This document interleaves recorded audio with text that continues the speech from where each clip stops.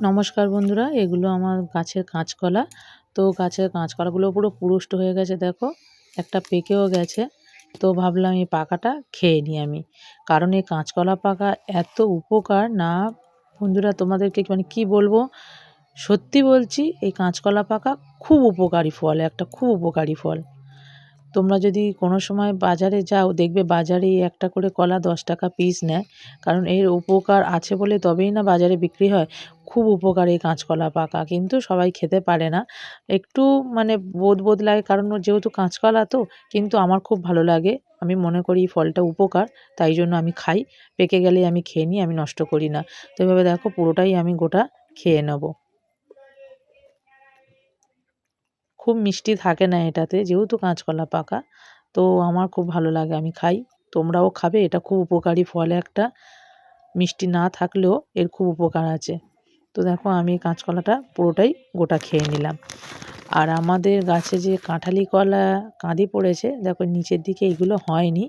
আর দেখো কি সুন্দর কাঁদিটা হয়েছে, কি অপূর্ব। দেখো কীরকম মোটা মোটা, আর সাইজটা দেখো। এগুলো কিন্তু দুধে কাঁঠালি, দুধে কাঁঠালি সাইজ এইরকমই হয়, আর এরকম বড় বড় এরকম মোটা মোটা হয়। তো কাঁদিটা আমি তোমাদেরকে দেখাচ্ছি, দেখো এক কাঁদি কলা কতটা হয়েছে। তো কাঁদিটা কেটে নিয়ে ঘরে চলে এসছে, কারণ বাদুড়ে খেয়ে নিচ্ছে। তাই জন্য এই যে বাদুড়ে একটু খুবলাচ্ছে, তাই জন্য কেটে নিয়ে ঘরে চলে এসছে। তো এই কাঁদিটাকে রেখে দেবো পাকার জন্য, এইভাবে করে রেখে দিলাম।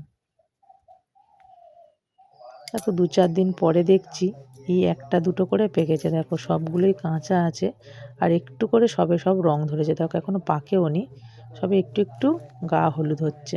কয়েকটাই একটু একটু করে গা হলুদ হচ্ছে, এখনো সব পাকেনি, সব কাঁচাই আছে। একটা দুটো গা হলুদ হয়েছে। আরও 2-4 দিন পর দেখলাম, দেখো কিছুটা হলুদ হয়েছে, আর কিছুটা এখনো সব কাঁচাই রয়েছে। যে এইগুলো একটু পাক ধরে গেছে, আর নিচেরগুলো এখনও কাঁচাই রয়েছে। তো আমরা খেতে আরম্ভ করিনি, এর মধ্যে ইঁদুর খেতে আরম্ভ করে দিয়েছে, কারণ আমাদের ঘরে প্রচণ্ড ইঁদুর আছে।